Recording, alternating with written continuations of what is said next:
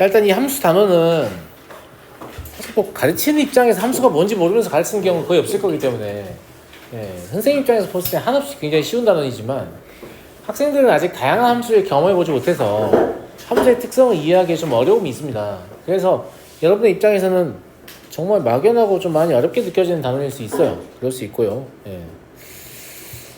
1번부터 지금 문제 이딴 식으로 나왔잖아요. 이게 뭐냐면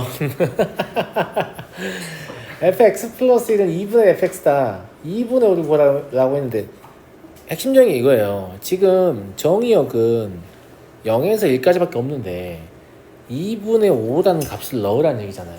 못 넣잖아요. 못 넣어. 그러면 이걸 이용해서 물론 이제 이걸 뭐 주기함수를 약간 변형한 형태의 식이니까 그렇게 설명할 수도 있겠지만 그렇게까지 갈 필요도 없어요. 알겠죠? 그럼 2분의 5를 넣는다고 하면 f 2분의 5라는 놈은 2분의 1 f 2분의 3일 거 아니에요. 그냥 저 식에 그대로 넣은 거예요. 되지 않아요? 네. 그럼 2분의 1 곱하기 2분의 1 곱하기 f 2분의 1일 거 아니에요. 여기까지 와야 되는 거예요. 왜냐하면 그래야만 여기 넣을 수 있는 거죠. 여기다 넣어서 값을 얻는다는 뜻이 아니기 때문에. 아시겠죠? 그래서 2분의 1 집어넣으시면 얼마 나오죠? 4분의 1 나와요. 그러면 16분의 1이 답이 되겠네요. 제 말 무슨 말인지 알겠죠? 그냥 이런 얘기입니다. 별거 없잖아. 별거 없어요. 이 상태로 그냥 풀면 되고요.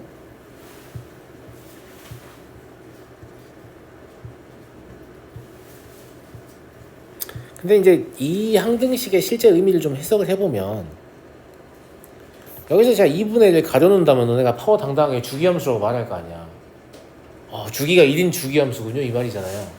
근데 2분의 1이 왜 달려있냐라고 하면 양쪽 함수값을 비교해보면 함수값이 1 커지면 그 이전의 함수값의 2분의 1배가 되는 관계라는 얘기예요. 정말 무슨 말인지 알겠어요?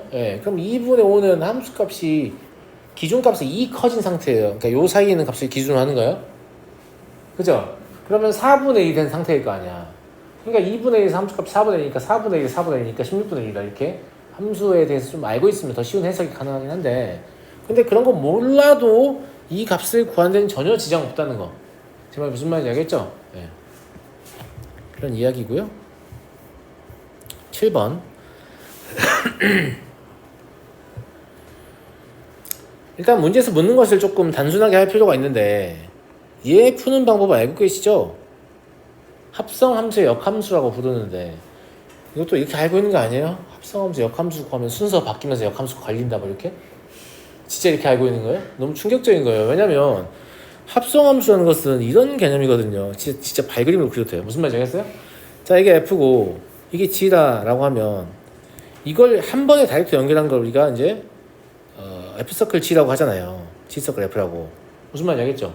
그럼 이거의 인버스라는 건 이렇게 거꾸로 가는 관점인 거잖아. 그러면 거꾸로 가면 이렇게 가야 되는 거 아니야? 그러니까 뭘 먼저 통과해요? G의 인버스를 먼저 통과할 수밖에 없는 거죠. 그 다음에 F의 인버스를 통과해야 되잖아요. 근데 통과하는 함수를 먼저 우측에 쓰게끔 돼 있잖아요. 이렇게. 그래서 이렇게 될 수밖에 없다. 이런 얘기예요. 너무나도 나는 이 그림이 머릿속에 떠오르는 게 정상이라고 생각하거든요. 몰라. 순서 바뀐대. 뭐 이렇게 하는 게 아니라 이상하잖아요. 그리고 그 함수라는 것은 변수를 가공한 행위거든요. 사실 그 합성함수의 역함수 해석을 가장 쉽게 설명하는 명문장은 이거예요. 가공이라고 했잖아요. F라는 함수가 우리가 이제 흔히 하는 행위 중에 양말을 신는 행위라고 해봅시다. G라는 함수는 신발을 신는 행위라고 하는 거예요. 그러면 F서클 G는 양말 신고 신발 신는 거잖아요. 그럼 반대로 하면 뭐냐고 물어본 거예요. 근데 니는 신발부터 벗으면 양말부터 벗으면 안 돼. 이런 얘기 하는 거죠. 당연히 양말 벗고 신발 벗어야 되는 거 아니에요? 역순으로 가야 되는 거야. 순서 자체가. 그냥 그런 뜻이에요. 양말 신고 신발 신었으니까 신발 벗고 양말 벗는다. 이렇게 써 있는 거예요. 되게 쉬운 얘기란 말이야. 근데 왜 양말 먼저 벗으면 안 되죠? 야, 신발 신고 있으면 양말 벗으려고? 이상한 얘기잖아요. 무슨 말인지 알겠죠? 약간 이런 식으로 이해하시면 아주 매끄럽게 이해가 되고 혼동되고 자시고 할 것도 없습니다. 제 말 무슨 말인지 알겠죠? 그래서 얘를 풀어내시면 F 서클, F 인버스 서클, G 서클, G의 인버스에 0이다. 인버스 어디 갔냐? 이렇게 되겠죠? 그죠? 얘는 뭐냐 친구들아? 그렇죠. 아이덴티티 펑션이라고 하죠. 자, 여기서 질문. F 서클 F의 인버스와 F 인버스 서클 F는 둘 다 아이덴티티 펑션이다. 참일까요? 거짓일까요?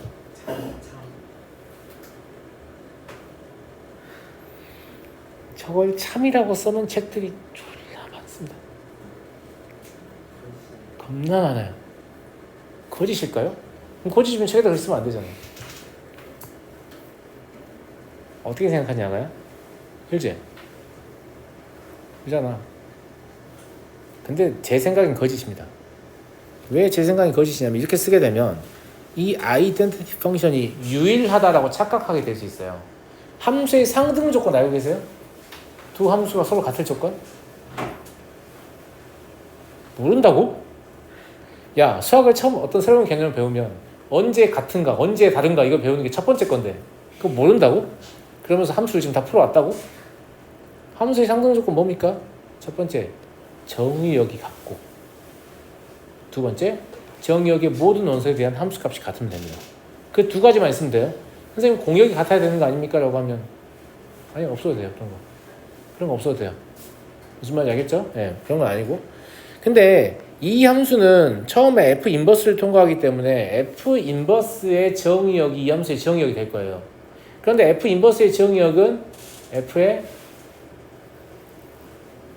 치역이 되겠지 사실은. 거꾸로 가는 거니까. 그러니까 F의 치역이 정의역이란 말이에요. 근데 얘는 얘부터 출발하니까 F의 정의역이 정의역이죠. 그럼 F의 치역과 F의 정의역이 같다는 보장이 있어요 없어요? 없으니까 둘 다 항등이긴 한데 이 둘이 같은 항등이다라고 보는 게 적절한가? 왜냐하면 정의역이 다를 수 있기 때문이죠. 물론 같을 수도 있겠죠. 그래서 엄밀히 말하면 틀린 표현인데 많은 책들이 쓰고 있습니다. 근데 여러분들은 딱히 문제의식을 못 느껴요. 왜냐하면 함수가 같은지 다른지 평가할 때 정의역이 같은가? 이런 생각 안 하기 때문이에요. 제 말이 무슨 말인지 알겠죠? 예. 뭐 어쨌거나 아이덴티티 펑션 맞습니다. 알겠죠? 항등함수니까 통과 하나 만하는 얘기죠. 그럼 얘는 그냥 뭐 하면 되는 거예요?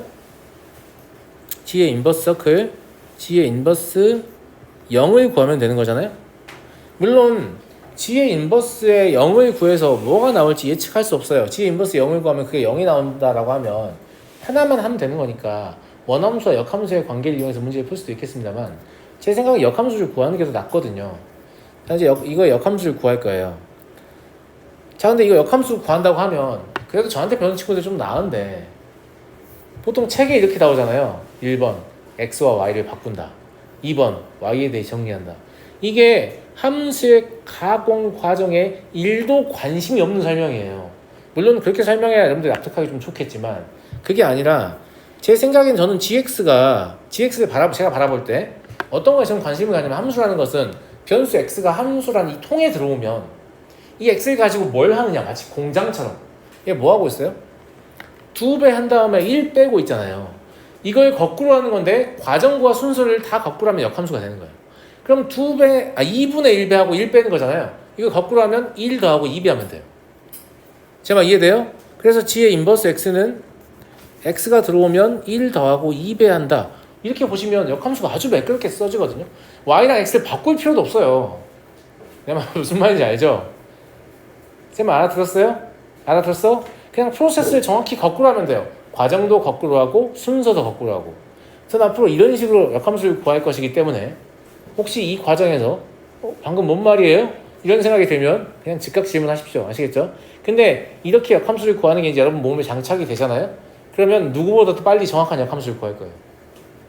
제 말 무슨 말인지 알겠죠? 심지어 어떤 함수를 줬는데 왜 역함수가 적혀있지? 이런 생각이 들어요.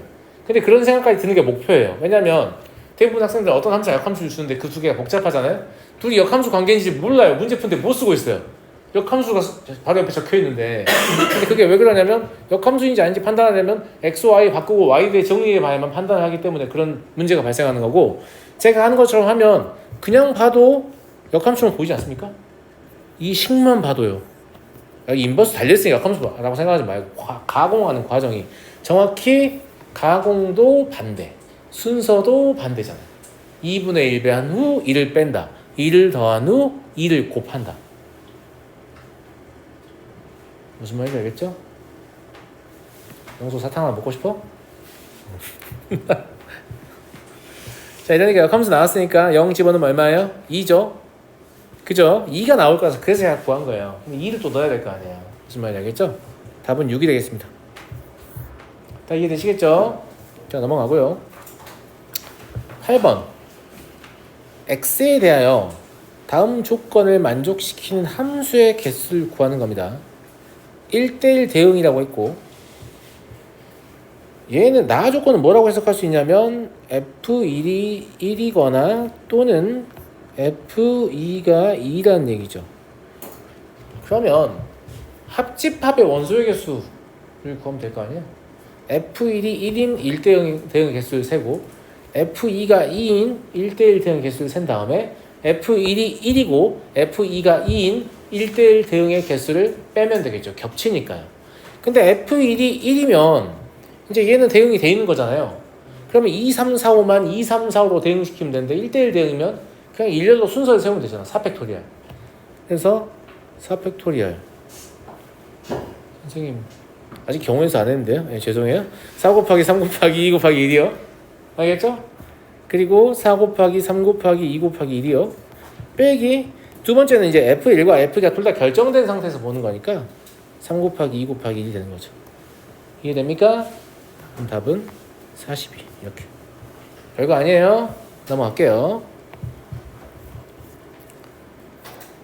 그래도 여러분들 이렇게 질문을 많이 해주셔서 좋아요. 네. 제가 운영할 때 가장 깝깝한 반이 시험 봐보면 딱히 잘하는 것 같지도 않은데 꽤나 어려운 교재를 풀는데 지문도 딱히 없고 이러면 진짜 답이 없습니다. 무슨 말인지 알겠죠? 네. 자, 양의실 전체의 집합에서 정의된 함수 fx가 다음 조건을 만족할 때 F999 마찬가지입니다. 얘는 2에서 4 사이에서만 사용할 수 있는 함수이기 때문에 999를 저기다 넣으면 비둘기가 되는 거죠. 아시겠죠? 넣을 수가 없다는 얘기예요. 넣을 수가 없으니까 아까 똑같은 문제죠. 어떻게 처리하는 얘기예요? 2로 계속해서 나누는 대신에 함수 값을 키워주면 된다는 관점이잖아. 그러면 999를 2로 나누면 999를 2로 나누는 함수 값의 2배가 되는 거잖아요. 그러면 999를 몇 번 2로 나눠야 2와 4 사이에 들어올까를 추정하는 거죠. 근데 999는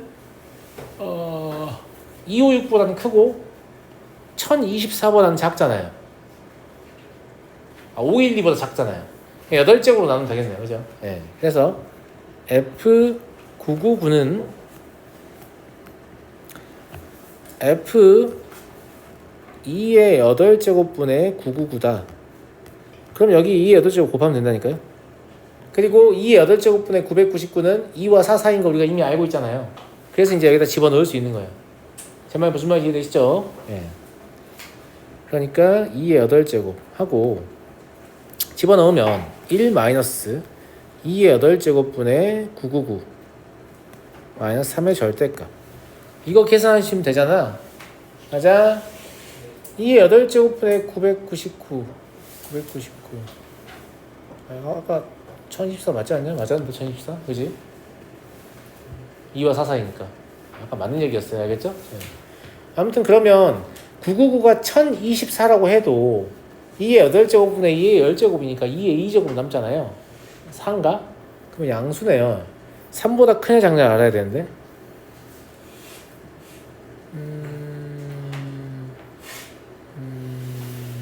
그냥 1000이라고 간주하고 어림짐하면 안 될까? 256이니까 그죠? 그래도 양수네요. 그죠? 2의 8제곱분의 999는 3보다 커요. 2의 8제곱을 3배 하는 게 더 쉽겠네. 그렇지 않아요? 256의 3배니까. 그럼 얘를 풀면 2의 8제곱하고 4 마이너스 2의 8제곱분의 999 이렇게 되겠죠? 이해하시죠 여러분? 네. 그러면 2의 10제곱 마이너스 999가 되는 거잖아요. 그래서 25가 되겠네요. 됐죠? 됐잖아. 네. 넘어갈게요. 13번 집합 A에 대해서 함수가 1대1 대응이 되고 싶다 라고 했는데 1대1 대응의 조건이 뭐죠, 친구들?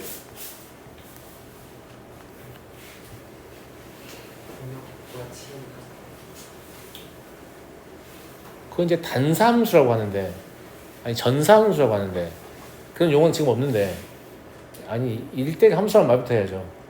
1대1 함수이면서 공역과 치역이 같으면 돼요. 그잖아. 근데 이게 지금 같은 집합에서 같은 집합으로의 대응이니까 제 생각에는 그러니까 공역과 치역이 같다면 딱히 고민할 필요가 없을 것 같아요. 그냥 1대1만 고민하면 될 것 같아요. 그렇지 않아요? 네. 1대1만 고민하면 될 것 같고요. 얘가 기본이 2차 함수잖아요. 2차 함수니까 이렇게 생겼을 텐데 대칭축이 y축이니까 y축은 여기 있을 거 아니겠습니까? 맞아요? 그러면 A가 어딘지 모르겠는데 아무튼 A는 이런 데 있고 B는 이런 데 있을 거 아니겠어요? 여기까지 이해하셨죠? 그러면 그래프는 요만큼 밖에 없다는 얘기입니다. 아시겠죠? 근데 공역과 치역이 같아야 되니까 A가 곧 치역이어야 되거든요. 그럼 이 점의 좌표가 A, A고 이 점의 좌표가 B, B여야 한다는 얘기죠. 그지 않냐, 아가들? 그러잖아. 왜냐면 이 A가 Y의 범위를 설명하는 건데 Y의 범위도 A에서 B까지이기 때문이에요. 물론 여러분들은 이렇게 적고 싶겠죠.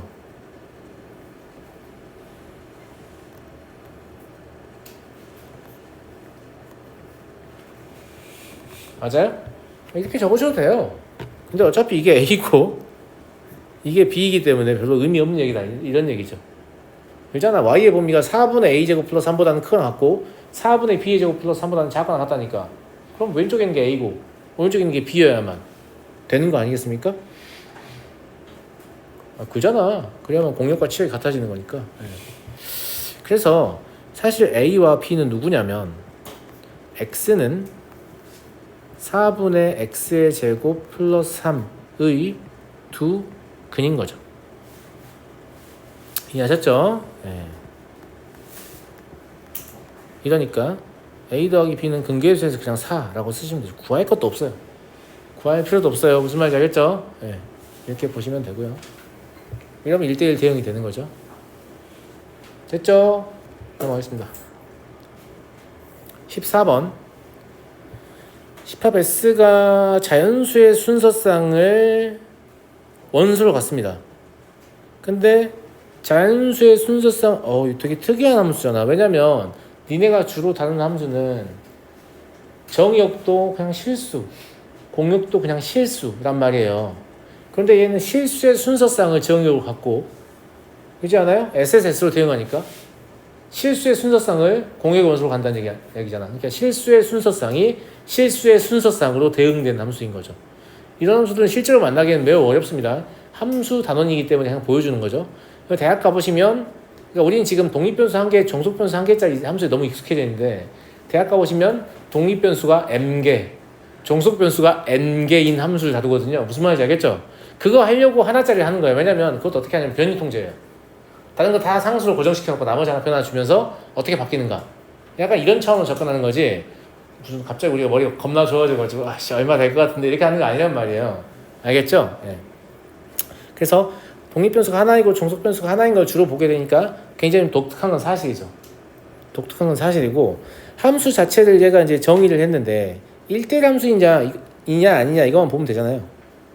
맞아요, 맞아요, 맞잖아. 네.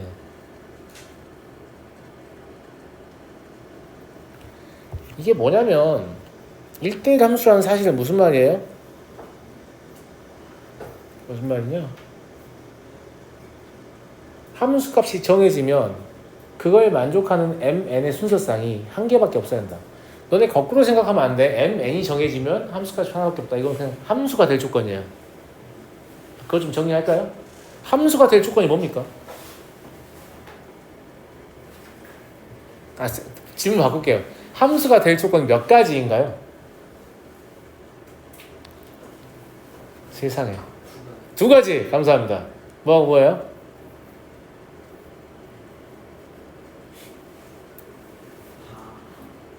첫 번째, 정의역의 모든 원소는 반드시 함수값을 갖는다. 두 번째, 하나의 정의역의 원소는 반드시 하나의 공역의 원소와 대응한다. 이거잖아요. 그러니까 이걸 잘못 오인하면 1대1로 만난다는 얘기인가 이렇게 생각하게 되잖아.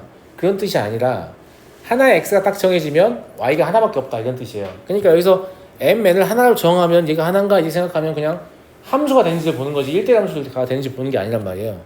이게 뭐냐면 여기 있는 게 지금 소인수분해 형태로 돼 있긴 하지만 아무튼 숫자일 거 아니에요. 이 숫자가 정해지면 m, n은 하나밖에 없다 이 말이에요. 근데 이건 참인 것 같죠? 왜냐면 어떤 숫자가 소인수분해했더니 2의 거듭제곱과 3의 거듭제곱으로 소인수분해 됐다는 얘기잖아. 이때 2의 개수랑 3의 개수를 세는 관점이니까 당연히 하나밖에 없죠. 선생님 2의 개수가 더 늘어날 수도 있지 않나요? 그걸 3이 어떻게 커버할 수가 없잖아. 무슨 말인지 알겠어요? 거꾸로 보시는 겁니다. 이것도 이쪽에 m과 n이 정해지면, 그러니까 여기 숫자가 정해지면 m과 n이 하나밖에 안 나오냐 이거 보는 거예요. 얼핏 된 것 같지만 3의 n제곱 되면 안 됩니다. 무슨 말인지 알겠죠? 네, 안 돼요. 그러면 얘는 된다는 거 바로 알겠죠? 3과 9는 같은 소인수를 공유하기 때문에 m과 n이 스위칭 될 수 있는 거죠. 똑같은 숫자에 대해서 m과 n의 조합이 여러 개 발생하는 거예요. 안 되는 거예요. 예를 들어서 보여드리면, 예를 들어서 얘가 3의 4제곱이었다. 이걸 3의 1제곱 좀 안 좋네요. 예. 5제곱이었다. 그럼 이걸 3의 1제곱 곱하기 9의 얼마? 2제곱 이런 식으로 쓸 수 있는 거 아니에요. 근데 얘를 3의 3제곱 곱하기 9의 1제곱 쓸 수 있잖아요. 그럼 이때는 m, n이 얼마예요? 1,2인데 이때는 뭐가 돼요? 3,1이 되잖아요. 이것들이 여러 개 있으면 안 된다고 했죠. 제가 하나밖에 없어야 한다고 했잖아요. 뭔 말인지 알겠어요? 무슨 말인지 알겠어? 1대1 깨지잖아. 1, 2를 넣어도 또 오해형을 시청하대요. 네. 1, 2를 넣어도 적어. 3, 2를 넣어도 적어. 이렇게 되는 거니까 말 1대1이 안 된다는 거죠. 함수가 안 된다는 게 아니에요. 1대1이 안 돼요. 지금 두 개의 독립변수가 하나에 대응하고 있는 거니까. 이해하시겠어요?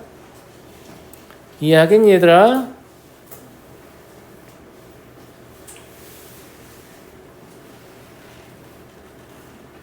그런 뜻입니다. 알겠죠? 네.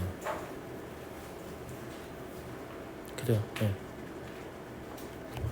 넘어가고요. 19번. 양의 실수 전체의 집합 A에서 A로의 함수 F와 H를 각각 fx와 hx로 정의한다. f의 역함수를 g라고 할 때 다음 값을 구하세요.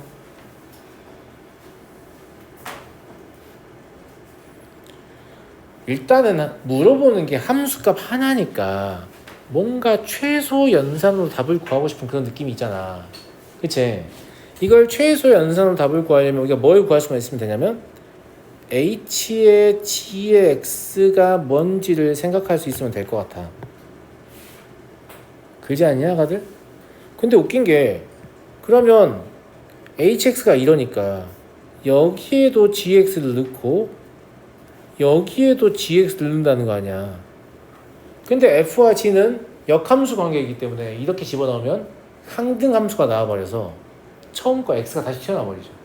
즉 얘가 사실은 x 더하기 1분의 2x 더하기 5라는 뜻입니다. 땡큐. 이 집어넣으면 되겠죠? 네. 맞아요? 답은 3 되겠네요. 이거 무슨 말인지 이해되세요? 이해하세요? h의 gx라는 놈은 x 대신에 gx를 넣으라는 건데 x는 g 그러면 이거 왜 준 거예요 도대체? 쓸데없는 짓거리 하라고 준 거야 그냥. 무슨 말인지 알겠니? 쓸데없는 짓 하라고 준 거잖아. 필요가 없다는 거죠. 네. 필요가 없어서 그냥 하시면 된다 이런 얘기입니다. 알겠죠? 다 이해되시죠? 그러니까 이런 시도를 먼저 하라는 얘기야. 이게 안 될 것 같으면 이제 그래 지 구해보자 이렇게 생각해도 되는데 굳이 그럴 필요가 없어 보인다 이거죠. 넘어가고 20번.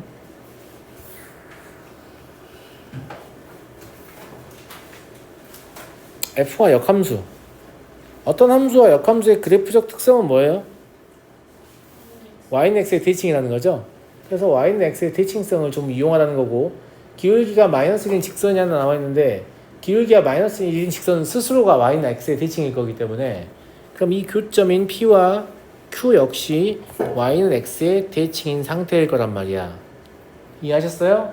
근데 P의 좌표를 알 수 있는 것 같은데요? X의 제곱 더하기 NX하고 마이너스 X 더하기 N 더하기 1을 연립하면 되는 거 아니에요?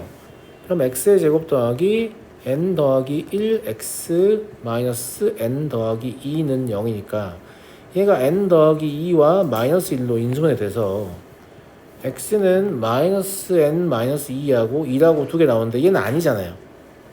얘는 왜 발생하냐면 여기 이차함수가 원래 이렇게 더 있었을 거 아니에요. 이렇게. 그럼 여기 쭉 가다 보면 또 만나지 않냐. 이게 그냥 얻어진 것 뿐이에요. 무슨 말인지 알겠죠? 얘는 신경 쓸 거 없고 저기 1이라는 거 알았으니까 그럼 이 점의 좌표가 1, n 더하기 1이니까 얘는 구할 필요 없죠. n 더하기 1, 1인 거죠. 왜? y는 x의 대칭이니까. 이해되셨나요? 예. 그러면 삼각형 POQ의 면적은 얘는 하나 원점이니까 이거 쓰면 되지 않을까 친구들? 그죠? 이게 지금 40이라는 얘기잖아?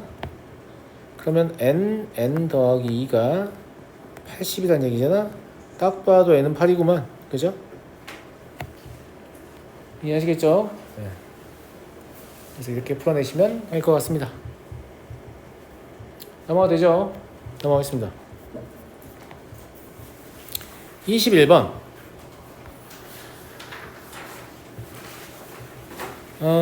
지금 되게 그 꼭지점 나와 있고 y좌표 나와 있으니까 fx 식을 쓰고 싶은 친구도 있을 거고 실제 쓰는 친구들도 있을 건데 좀 쓸데없는 짓 하셨어요. 항상 얘기하지만 할 수 있다고 바로 하지 말고 할 수 있군 이러고 그냥 검토하란 말이야.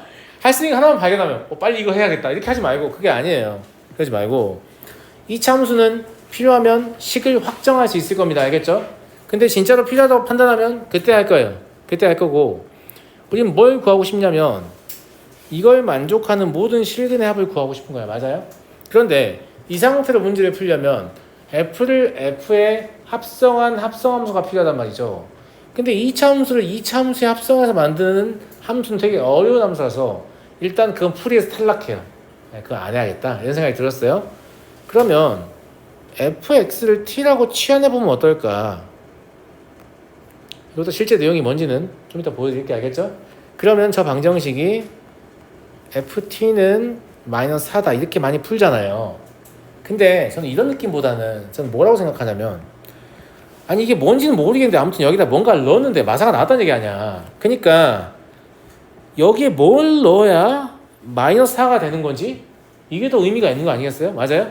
그래서 저 라지 fx가 박스 치는 것보다는 t가 낮기 때문에 t라고 그냥 쓰는 거죠. 그런 느낌이지 치환을 해서 문제를 풀었다 이런 느낌이 아니에요. 알겠죠? 그러면 마이너스 4가 됐다고 했으니까 y는 마이너스 4에 관심이 생길 거 아니에요. 사실 여기 y좌표는 이거 하라고 준 거란 말이야. 무슨 말인지 알겠냐 아가들? 알겠지? 예. 얘가 y는 지금 마이너스 4란 말이죠. 근데 y는 마이너스 4가 되는 순간이 이때하고 이때 뭔지 모르겠어요. 사실 알겠죠? 3의 대칭이니까 6 아니냐? 근데 알아도 몰라도 별 상관없어. 알겠지? 아니까 그냥 쓸게 6이라고. 그럼 무슨 말이냐면 얘가 0일 때랑 6일 때는 마사가 된다는 뜻이잖아. 그냥 좀 깝깝한 애들이 어떤 애들이냐면 이걸 t라고 취한을 했어. 그래서 ft가 마이너스 4라고 썼단 말이야. 보니까 t가 0하고 6이거든. 합은 6이다. 이제하고 있는 애들이 제일 깝깝한 애들이에요. 방정식이라는 것은 x의 값이지 t의 값이 아니란 말이야. 근데 문제를 풀다 보면 뭐 다른 거에 집중하다 보면 이런 실수를 할 수도 있잖아요. 근데 저처럼 애당초에 취한 안 했으면 fx가 0하고 6이라는 소리구나. 그럼 이번에는 뭘 해봐야겠다? y는 0하고 무슨 말인지 알겠죠? y는 6하고 이렇게 두 개를 그어봐야겠다 이런 생각이 들잖아. 여기까지 이해했어요? 그러면 이 점과 이 점의 좌표와 이 점과 이 점의 좌표가 필요한데 구할 필요가 없어요. 왜? 합을 구할 건데 어차피 3의 대칭이니까 두 개씩 했을 때 6이거든요. 그래서 6 더하기 6은 12인 거죠. 그러니까 이 차함수의 식을 쓸 이유가 진짜 1도 없거든요.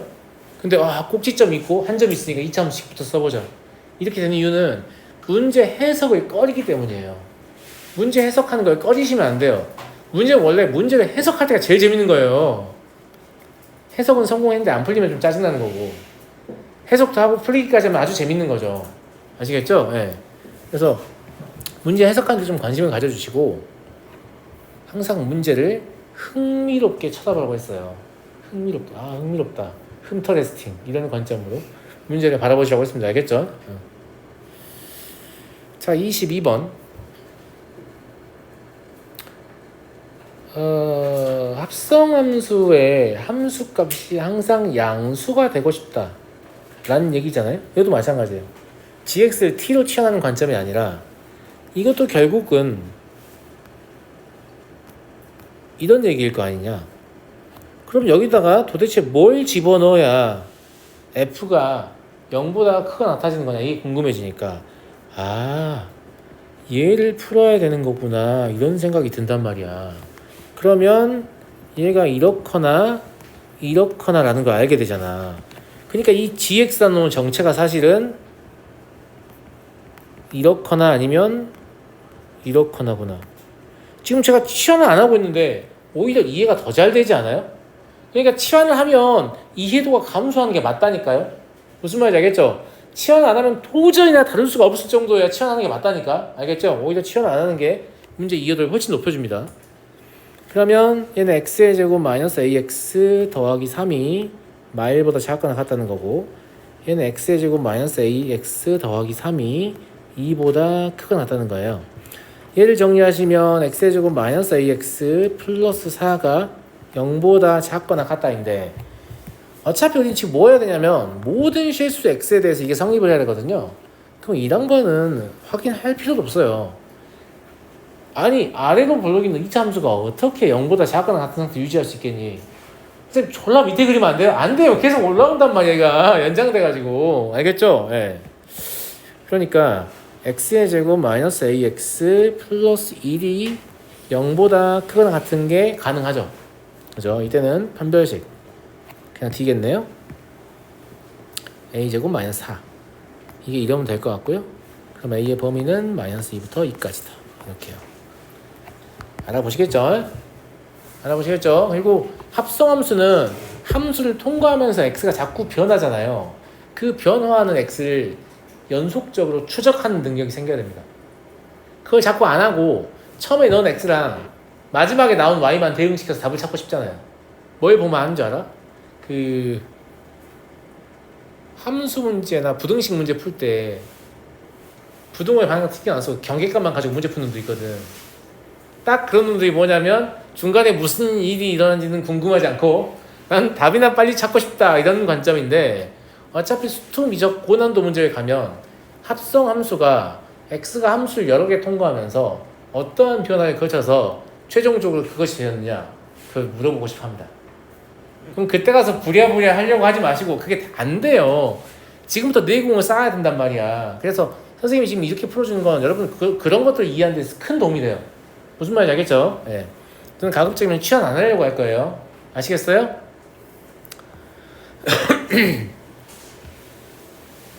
뭐야 이거? 이것도 마찬가지지. 합성 함수의 그래프를 그려야 된다고 생각했기 때문에 저한테 질문한 거예요. 와, 합성 함수 그래프 그리는 거 좋대는데? 선생님이 시켜야겠다. 이런 느낌인 거잖아요. 물론 합성 함수의 그래프를 그리면 이 문제는 풀리겠지. 당연히 이라고 만나는 좀 개수만 세면 되는데, 그렇지 않아? 근데 그려야겠다고 생각하는 게 아니라 어떤 생각하라고요? 안 그리고 풀 수 있는 방법은 없을까? 이렇게 생각하랬잖아. 그러면 f의 x가 1이란 얘기니까 얘가 뭔지 몰라도 아무튼 f를 1이 되게 하는 뭔가라는 얘기잖아. 그러니까 y는 1이라는 걸 끄어봐야겠다.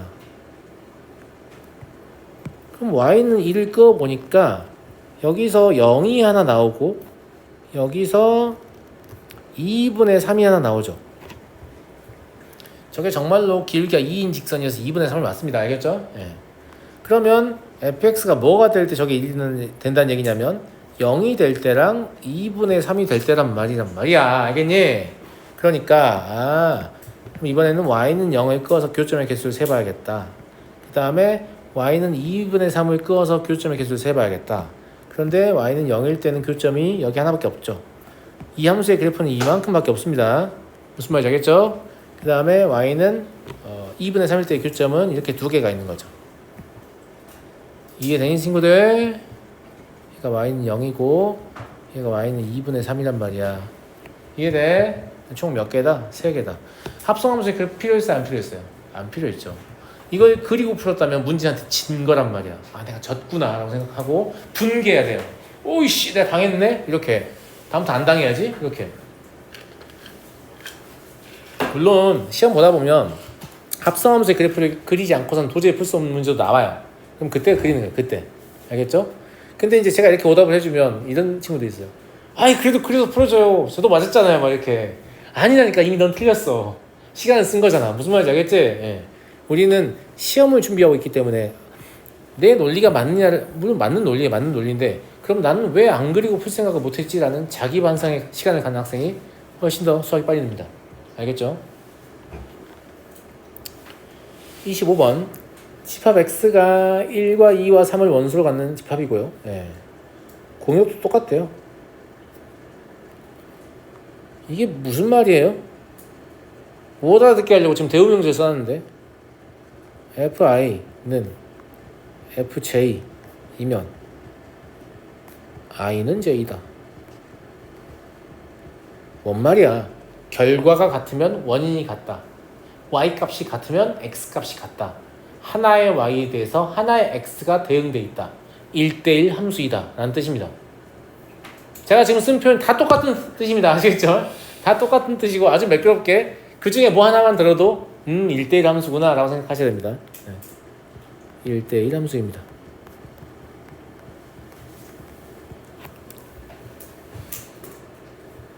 그럼 1대1 함수라는 건 알겠고 집합 P에서 뭐라고 얘기했냐? F1은 1로 대응하면 안 된다 라는 얘기죠. 집합 P에서는. 그럼 얘는 1대1 함수면 되니까 당연히 3 곱하기 2 곱하기 1을 세면 될 거 아니야. 그치? 얘는 1대1 조건 같은 거 없고 그냥 F1은 1이 될 수 없다 이렇게 얘기를 했잖아요. 그럼 F1은 2 또는 3이 될 수 있잖아. 두 가지가 가능하고 F2는 1 또는 2 또는 3 다 되는 거예요. 약간 위에 게 1대1이니까 밑에 것도 1대1로 착각을 유도하는 그런 문제인 것 같은데 얘는 1대1 아니잖아요. 네. 그러면 두 번째 함수값도 3가지 가능하고 세 번째도 3가지 가능하고. 무슨 말인지 알겠죠? 이거 더 하시면 돼요. 6 더하기 18이에요? 네. 24 되겠네요.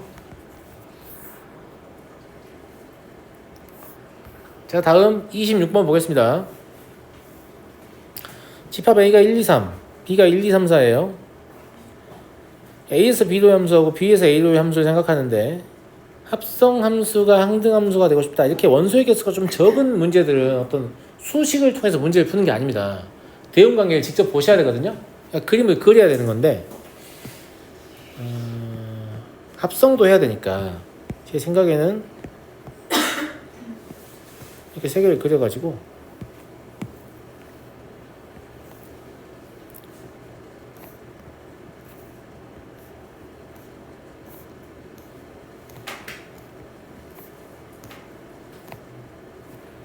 이렇게 대응하는 F 그리고 이렇게 대응하는 G 이걸 생각해가지고요. 네. 합성 함수가 항등 함수가 된다. 이게 핵심이잖아요. 그럼 마지막에 중간에 무슨 일이 일어나든 간에 아무튼 이 일은 어디로 갔어야 돼요? 1로 갔어야 된다 이런 얘기죠. 이 2는 2로 가고 이 3은 3으로 가고 그것만 생각하면 돼요. 제 말 무슨 말인지 알죠? 제 말 무슨 말인지 알죠? 네. 그런데 F와 G의 순서상의 개수를 구하라고 했는데 F는 사실 아무거나 다 되거든요. 단 1대1이어야겠죠. F는 1대1 함수야만 됩니다. 왜 그러냐면 1이 예를 들어서 1로 갔어요. 근데 2가 1로 갔잖아요. 그러면 항등이 되려면 1이 1로 가야 되니까 이거 1로 연결해야 되는데 그럼 2도 어디로 가버려요? 1로 가버리니까 항등이 깨져버리잖아요. 그러니까 여러 개가 하나에 대응하면 절대 항등이 될 수 없는 거죠. 합성함수가. 무슨 말인지 알겠어요? 네. 그래서 1대1 함수란다는 사실을 일단 발견을 하셔야 되고요. 그럼 1대1 함수는 아무거나 다 되는 거냐라고 하면 다 돼요. 그래서 그냥 예를 들어서 1이 2로 갔고 2가 3으로 갔고 3이 4로 갔다고 쓰는 거지만 실제로 뭐라고 하시면 되냐면 4 곱하기 3 곱하기 2를 곱하시면 돼요. 즉 24개의 함수 중에 제가 하나를 써놨을 뿐이에요. 제가 무슨 말인지 알겠죠? 예. 그리고 이제 얘가 항등이 되려면 얘는 무조건 1로 가야 되는 거죠. 얘도 무조건 2로 가야 되는 거고 얘도 무조건 3으로 가야 되는 거거든요.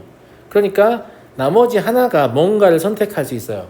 이 1이 누구를 선택하느냐는 합성함수가 항등이냐에 아무런 영향을 주지 않거든요. 그러니까 여기 마지막에 3을 곱하셔야 돼요. 이 3을 안 곱해서 틀린 친구들이 꽤 있을 거예요. 무슨 말인지 알겠죠? 예. 그래서 답은 72가 됩니다. 그래서 이런 스타일의 문제들은 그림을 그려서 원소의 대응 관계를 보시라는 거죠. 그 다음에 이건 경우의 수에서 제가 잘 쓸 건데 경우의 수에서 막 이것도 될 수 있고 저것도 될 수 있고 이러면 어쩌지 이렇게 하지 마시고 경우의 수를 곱하면서 그 중에 하나를 선택해서 문제를 풀면 돼요. 제가 4 곱하기 3 곱하기 1을 곱하면서 1대1 함수 중에 그냥 아무거나 골라가지고 문제 푼 거란 말이에요. 여러분 마음대로 하셔도 돼요. 왜냐면 나는 4 곱하기 3 곱하기 2를 했기 때문에 그 하나만 문제를 풀고 24를 곱할 거니까 답이 반드시 나온단 말이야. 무슨 말인지 알겠죠? 이걸 곱의 법칙을 이용한 문제 축소라고 제가 표현할 거예요. 이건 경우의 수 다시 얘기하죠. 알겠죠? 오늘 여기까지.